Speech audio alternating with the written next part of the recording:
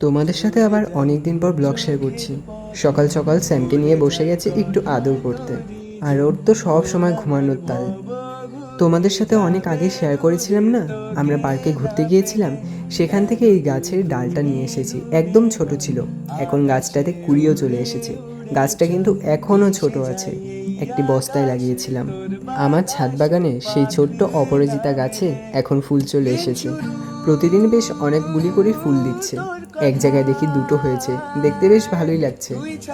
এই ফুলগুলোর কালার যেমন সুন্দর, আর ফুলগুলি মহাদেবের তো প্রিয়, সেটা অনেকেই জানো।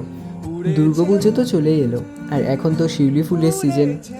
গাছের গোড়ায় দেখি বেশ অনেকগুলি করে প্রতিদিন ফুল পড়ে, সেখান থেকে কয়েকটা করে তুলে পুজোয় দিই। আজ যেহেতু বৃহস্পতিবার, তাই মা বলেছিল আম পল্লব পাড়তে। ছাদে গিয়ে দেখি তেমন কোনো ভালো আম পল্লব পাচ্ছি না। খুঁজে খাজে এই একটি আম পল্লব ভালো পেয়েছি। আজ ব্লগটা এই পর্যন্তই রাখছি। রাধে রাধে।